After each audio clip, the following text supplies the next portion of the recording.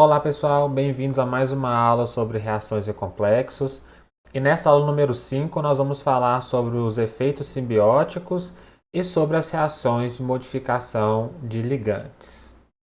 Então, para introduzir o efeito simbiótico, eu trouxe aqui a série de Harvey-Williams, que mostra íons divalentes e a constante de formação deles. É um gráfico clássico que mostra que os metais alcalinos terrosos, depois alguns metais de transição da primeira linha a partir do manganês, e é possível perceber o aumento da constante de formação para diversos íons, né? Contendo oxigênio como oxalato, alguns com nitrogênio e outros com enxofre. E a constante de formação vai aumentando aqui por vários efeitos, né?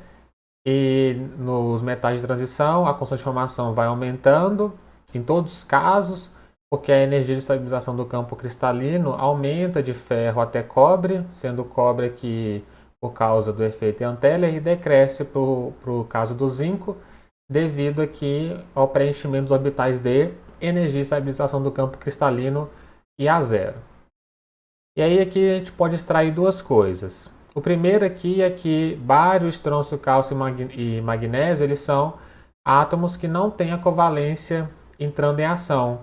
Então o oxalato é o que melhor interage com eles, por isso tem melhor constante de formação, maior constante de formação. Por quê? São interações puramente eletrostáticas e o oxalato em relação ao glicinato é o que tem carga negativa maior. Já em relação aos metais de transição, a gente pode perceber o seguinte: quando nós temos dois oxigênios, a constante de formação é baixa, oxigênio e nitrogênio, a constante de formação é um pouquinho maior, e dois nitrogênios, que é o caso de diamina, a constante de formação é maior ainda.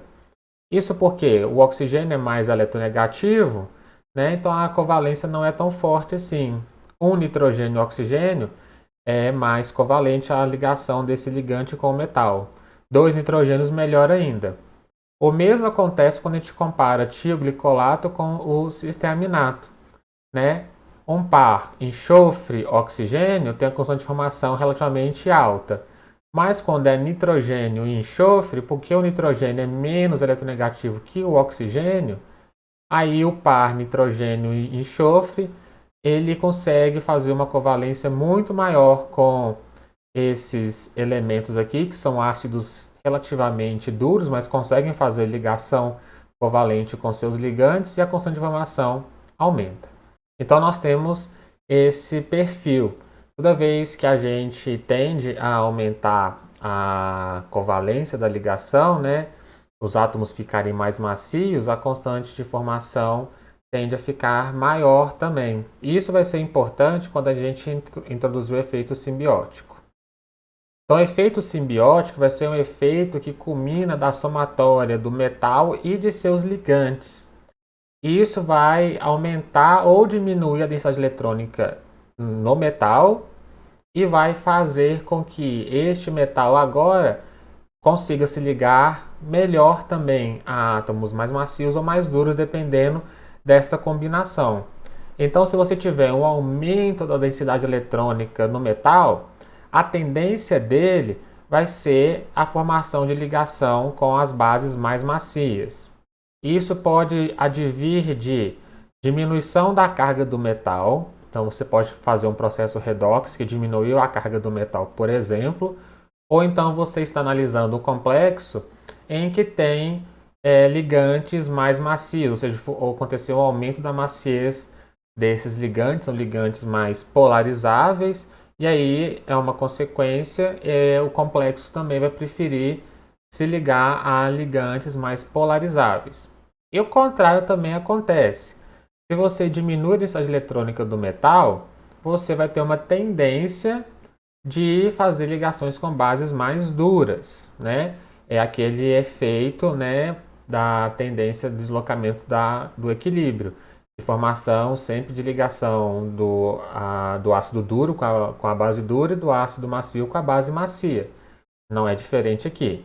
Então, se você aumenta a carga do metal pela oxidação do metal, ou existe um aumento da dureza dos ligantes em relação ao complexo de referência, você vai tender a fazer ligações com bases mais duras. Para exemplificar isso, temos aqui o tetraclorido ferrato 2 e o carbonil eta 5 ciclopentadienil diclorido ferrato 2, e os dois vão reagir trocando os ligantes clorido por selenocianato, né? Por isso que as quantidades são diferentes. E aí nós temos que ver o seguinte: o selenocianato é um ligante ambidentado, ele pode se ligar pelo selênio ou pelo nitrogênio. Se ele se liga pelo selênio, o selênio é uma base muito macia, né? Ele está na família do oxigênio, o oxigênio é o primeiro, depois embaixo vem o enxofre, que já é uma base macia, depois vem o selênio, é uma base muito macia. E o nitrogênio, comparativamente com o selênio, é uma base muito dura. Então o que observa-se é o seguinte: o clorido ele vai sendo trocado e os ligantes cloridos eles não fazem uma covalência muito grande, né, com o ferro, a ponto de deixá-los, os átomos de ferro, né, macios o suficiente para se ligar pelo selênio. Então acaba se ligando pelo nitrogênio. Então todos os átomos, todos os ligantes selênio e cianato se ligam pelo nitrogênio. Já aqui embaixo nós temos o ferro ligado a carbono, que é um átomo muito macio, e o ciclopentadienil, que também se liga pelo carbono, né? Carbonos com carga negativa, inclusive. Nesse caso, o ferro acaba se ligando pelo átomo de selênio, tá? Ligantes CP, ciclopentadienil, e carbonil, monóxido de carbono, são muito macios e tornam o ferro macio o suficiente para se ligar pelo selênio. Então acaba que a ligação fica seletiva para um átomo ou para o outro, tá? Nós temos dois extremos aí. Outro exemplo agora são íons de cobalto 3 reagindo com o tiocianato. O primeiro é o pentaamino clorido cobalto 3 e o outro é o pentacianido clorido cobalto 3. De novo, o ligante é ambidentado, o enxofre é uma base macia e o nitrogênio é a base dura, né? No primeiro caso, quando você perde o clorido, né, sobram os nitrogênios ali para contrabalancear a carga ali do cobalto, né? E aí você tem só átomos duros interagindo com o cobalto. Então acaba que o cobalto se liga também a um átomo duro do tiocianato. Tá? Então a amônia é a base dura e favorece a ligação do cobalto com o nitrogênio. Já com os cianetos, quem se liga é o carbono, que é macio. Então, quando você perde o clorido, quem se liga do tiocianato é o enxofre. Então, o cianeto é uma base macia e favorece a ligação do cobalto ao enxofre. Então, esse é o efeito simbiótico. Basicamente, ele é mais influenciado pelos ligantes. Os ligantes mais duros tendem a fazer o complexo, a fazer a troca do ligante por ligantes mais duros. E ligantes mais macios tendem a fazer a troca dos ligantes acontecer por ligantes também mais macios.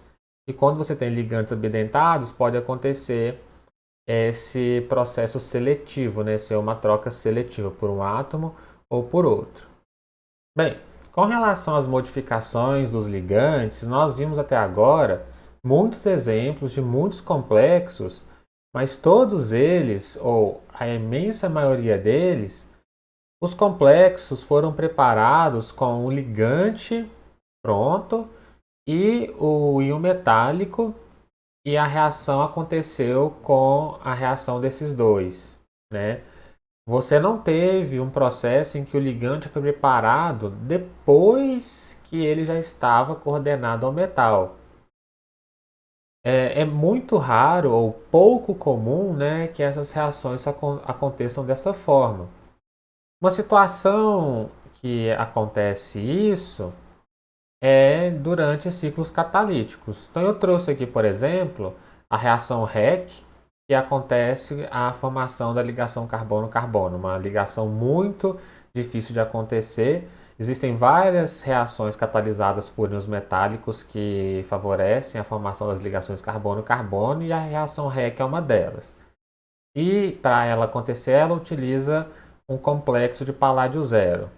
Nessa reação nós temos um composto aromático ligado a um halogênio, geralmente bromo ou iodo, e você tem uma ligação dupla, carbono-carbono, vizinha a um grupo éster. E o que vai acontecer no final é que você vai ter esse aromático, que estava ligado nesse grupo, esse halogênio, ligado aqui nessa dupla ligação vinílica, né? Nessa ligação dupla vizinha a essa carbonila. E aí eu trouxe aqui para vocês o ciclo catalítico dessa reação, que geralmente começa com tetraquis trifenilfosfina paládio zero. Pode começar com outros complexos de paládio zero, mas esse aqui é bastante utilizado. E a primeira etapa é uma adição oxidativa do bromobenzeno. E aí percebam, já troca-se dois ligantes trifenilfosfina que se torna um bromido e um ligante fenil. Então já aconteceu aqui uma mudança dos ligantes. Depois acontece a inserção aqui, a aproximação da ligação dupla, né, no paládio e a migração do fenil para essa ligação dupla.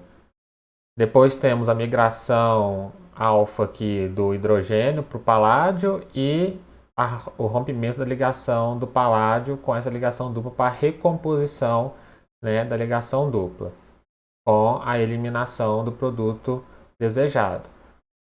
Então percebam, só nessa etapa aqui, ó, o paládio trocou de ligante 3 vezes. Então, 2 ligantes foram embora e se transformaram em um bromo e um fenil. Aqui continua bromo e fenil, mas tem aqui na posição apical aparecimento desse complexo, desse ligante vinílico, né? Depois aqui tem a mudança total desse ligante por um hidreto. E aí na presença de base, a base captura o H+, e o brometo vai embora, né? Na forma de HB, de um ácido, né?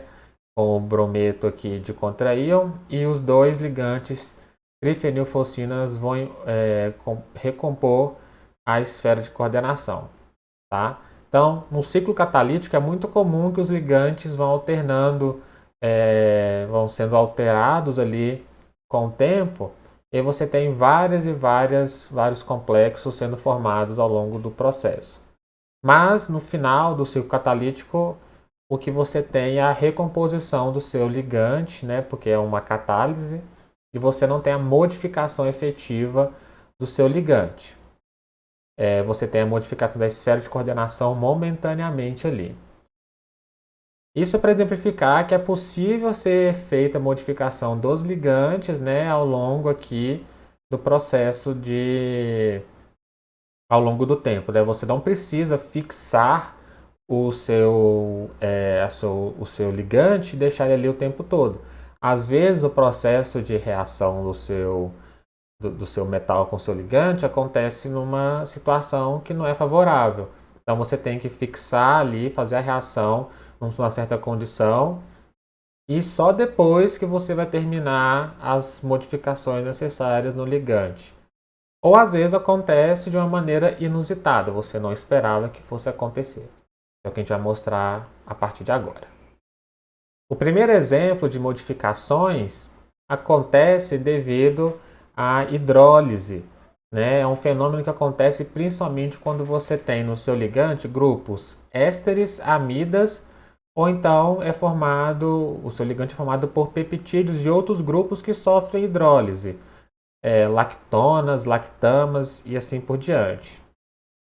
Isso acontece porque íons metálicos e complexos, se tiverem sítios vazios, eles funcionam como ácido de Lewis e vão acidificar o meio.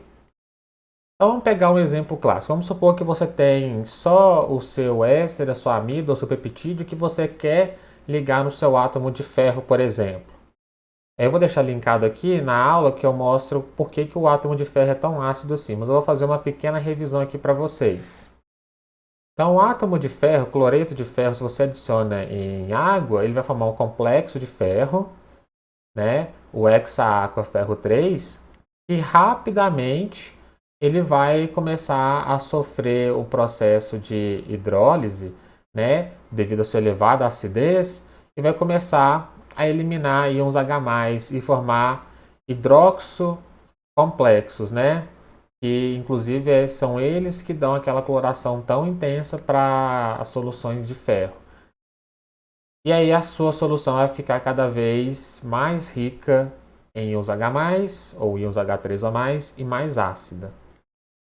E aí, ésteres, aí vai funcionar para amidas, peptídeos e os outros grupos que sofrem hidrólise, né? Esse grupo, na presença de meios ácidos, né? Eles capturam íons H+, ficam suscetíveis ao ataque de água, principalmente, mas podem sofrer hidrólise. Aí não seria hidrólise, né? Seria solvólise, seria o ataque de outros solventes, mas geralmente tem água em pequenas quantidades em vários solventes, então a água pode atacar independentemente do solvente que você está utilizando, tá? Então a água vai atacar esse átomo de carbono, vai formar esse intermediário.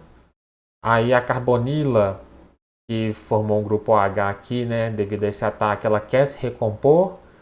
E aí ela pode ou liberar a água de volta, ou então ela libera esse grupo OR, né, que é o que vai acontecer a hidrólise. Se ela volta e rompe este grupo, você não recompõe ele mais. É o que acontece para fazer o processo de hidrólise. E no final você tem o ácido carboxílico e um álcool. Se for uma amida, você tem um ácido carboxílico e uma amina. No meio ácido, geralmente essa amina ainda vai estar protonada. Um peptídeo também forma uma amina e um ácido carboxílico. Uma lactona vai formar de maneira, vai abrir o anel da lactona, né? Vai formar um ácido carboxílico e um álcool, mas na mesma molécula. A molécula não se rompe, ela abre esse anel. E uma lactão a mesma coisa, em uma ponta vai formar um ácido carboxílico e na outra ponta vai formar uma amina. Outro fenômeno que acontece é o processo de indução de carga e orientação de moléculas de água. Esse aqui é um exemplo muito interessante e pessoal, porque ele foi muito presente na minha formação. Eu não trabalhei diretamente com esse complexo, mas eu ajudava os meus colegas durante o meu mestrado e meu doutorado que trabalhavam com ele. E a gente tinha muita desconfiança quando a gente trabalhava com este complexo, que é o cobre OPBA, porque a gente trabalhava com a parte de cristalização. E quando a gente põe um complexo para cristalizar, geralmente faz uma solução e deixa esse complexo em solução durante vários dias, semanas e até meses. Então, percebam que nós temos neste complexo um ligante que tem um grupo amida, tá? Temos aqui C-O, nitrogênio e um grupo R. Duas amidas, por sinal. Então ele é passível de sofrer hidrólise.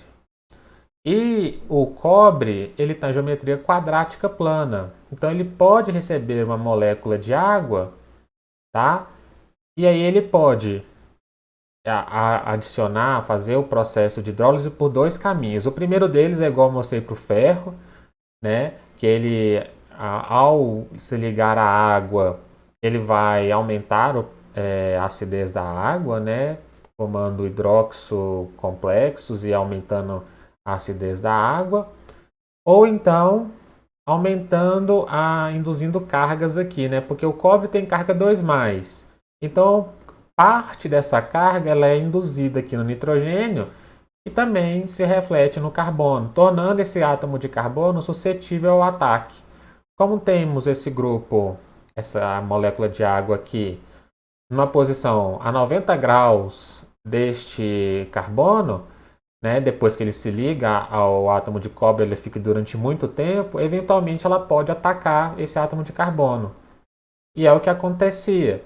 A molécula de água podia atacar, sim, formava o grupo O- aqui da carbonila, tem a sua ligação dupla, com uma troca de prótons aqui entre o nitrogênio e o hidrogênio, né? Isso aqui, claro, tá, gente? Eu estou fazendo de maneira resumida porque o mecanismo não é esclarecido. Nós não trabalhamos para esclarecer esse mecanismo, não era nosso interesse. Não o interesse das pessoas que faziam isso no meu laboratório na minha época. Então, depois que a carbonila se recompunha, né, formava ela de volta, quem ficava ligado ao carbono não era o nitrogênio mais, e sim a molécula de água. E aí ela perdia todos os seus hidrogênios para o nitrogênio e formava uma amina aqui. A gente sabia que o pH dessa solução não era baixo o suficiente para poder protonar, então acabava formando grupos NH2 aqui. E aí não parava por aí. A reação continuava e agora acontecia do lado de cá também. Então o que a gente observava é que algumas reações que ficavam durante muito tempo ali cristalizando, ao passar de algumas semanas ou alguns meses, o que a gente observava no final é a formação de oxalato de cobre e ortofenileno de amina. Tá? E essa ortofenileno de amina, muitas vezes, como ela era sensível ao ar, ela oxidava e a solução ficava marrom. Essa solução aqui ela tem coloração roxa, muito intensa, e essa daqui tem coloração azul. Então, se a gente visse que a solução deixava de ser roxa e ficasse azul, já era um indício que a reação tivesse acontecido, ou se ela ficasse marrom também, porque esse composto aqui, quando ele oxida, ele fica muito marrom, quase preto. Então, eram esses três indícios. E percebam, aqui é um caso de decomposição, mas o ligante foi modificado ao longo do tempo. Né? Você tinha aqui o ligante OPBA e com o tempo ele formou o ligante oxalato. Não é o desejado, porque o ligante oxalato é um ligante muito barato, então não era desejada essa reação, mas é um mecanismo, né, uma forma de obtenção desse complexo. Outro exemplo, que esse sim foi utilizado por mim no meu doutorado, é a reação do ligante TPTZ, que é esse daqui. Percebam que ele tem vários átomos de nitrogênio que as pessoas tinham muita esperança que ele pudesse ser utilizado como ligante nesta forma como ele está aqui, principalmente para o átomo de cobre. Ele podia ser ligado como ele poderia ser usado como ligante tridentado e poderia ser utilizado também como um ligante que conseguiria adicionar em um mesmo composto orgânico vários centros metálicos, como apresentado aqui. Só que quando se faz a reação do TPTZ com cobre, essa aqui, na hora que você mistura as duas soluções, é possível analisar que a solução muda cobre, por exemplo, cloreto de cobre, uma solução azul clarinha. Quando a gente adiciona a solução de TPTZ, ela fica verde, escura, super intensa. Mostra que houve uma coordenação. E é imaginada que seja alguma coisa deste tipo. Mais uma vez, os mecanismos não foram elucidados, não é do interesse das pessoas, não foi do interesse das pessoas verificar quais são os mecanismos associados a esse tipo de reação. Porque o interessante que acontece é a seguir. Houve a indução de cargas aqui, principalmente nesse anel central triazólico. Na presença de água, sob leve aquecimento, 60 graus, aconteceu a hidrólise desse anel. Houve perda, né, de moléculas de amônio e aí formou-se duas outras substâncias.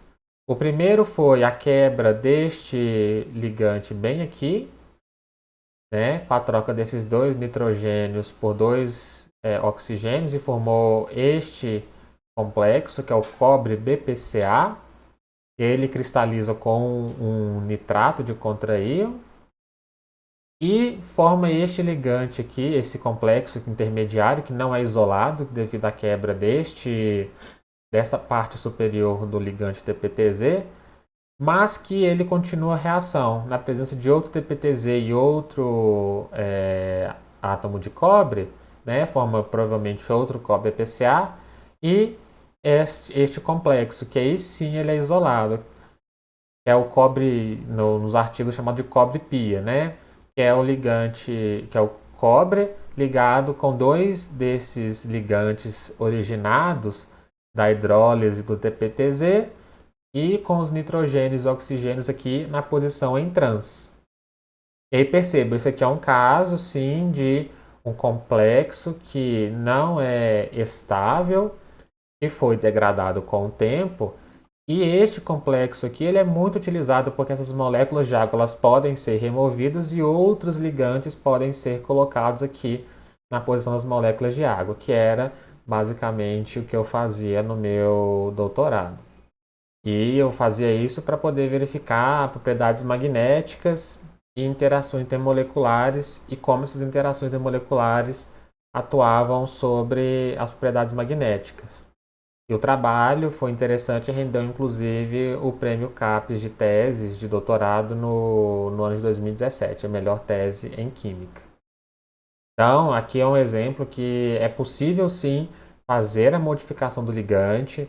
O ligante ele não é estático, não é porque você coordenou ele ao metal que a sua reação parou. Tá?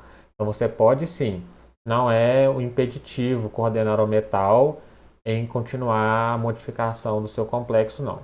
Geralmente isso acontece de maneira não desejada, mas pode acontecer sim de forma previamente pensada. Vai depender de cada caso. E aí nós vimos então exemplos de hidrólises ácidas, hidrólises mediadas pelos átomos metálicos, né? E pode acontecer também hidrólises mediadas pelos átomos, mas não da molécula de água, e sim pelo grupo H, uma hidrólise que se assemelha com uma hidrólise básica.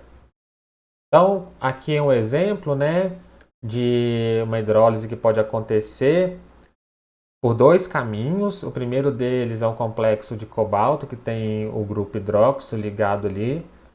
E aí esse grupo hidróxido ele pode capturar um H+ da água, né, e liberar grupos hidróxido no meio. Então é um complexo que aumenta o pH do meio, ou seja, diminui a acidez do meio, aumenta a alcalinidade. Mas este complexo também pode atuar de outra forma. O complexo tem um grupo OH, e aí você tem a atuação de um peptídeo ali que tem um grupo amino terminal. Esse grupo amino pode deslocar a molécula de água e se coordenar ao cobalto. E aqui sim, tá, gente? Esse aqui já é exemplos didáticos de livros, aí o mecanismo já é elucidado, tá? É assim mesmo que acontece. A água ela é removida e o grupo amino se liga ao cobalto, que é o que acontece aqui. Esse grupo OH está a 90 graus em cis a esse ligante, tem aqui vizinho a carbonila. O par de elétrons vai atacar essa carbonila, porque aqui na carbonila, no carbono da carbonila, devido à alta eletronegatividade do oxigênio, tem uma deficiência em elétrons. E é isso que vai acontecer. O oxigênio vai atacar ali.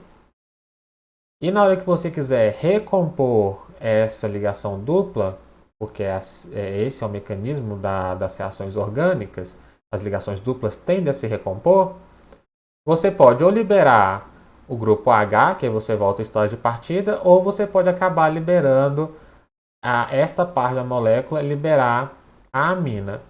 A amina vai ser liberada com deficiência de carga positiva, né? Ou seja, com excesso de cargas negativas. E a próxima etapa dela é atacar o próton que está aqui ligado nesse oxigênio e acaba formando um ligante com carga negativa. Formou aqui uma glicina ligada no cobalto. Como aqui é um peptídeo, né, vocês podem ver que é uma glicina que estava ligada no próximo aminoácido e assim por diante. Lembra que um peptídeo é uma cadeia de sequência de aminoácidos. Então, o primeiro aminoácido aqui, ou melhor dizendo, o aminoácido que tinha o grupo amino terminal era o ligante glicina, e esse aqui foi uma forma de você terminar com a glicina ligada de forma quelante aqui. E o mecanismo da reação foi acompanhado fazendo marcações de elementos de oxigênio radioativos. tanto na molécula de água radioativa quanto no hidróxido radioativo do cobalto. E aí foi observado que no final quem fica aqui é o oxigênio do grupo hidróxido, que mostra que é ele que participa na formação do grupo glicinato ao final do processo. E aí aqui, de novo, é um exemplo de uma modificação do ligante. O ligante primeiro é um peptídeo, não tem um glicinato efetivamente aqui, tem o peptídeo, né? E no final você tem o glicinato aqui ligado ao cobalto. E para finalizar, nós temos o caso da substituição eletrofílica em anéis aromáticos.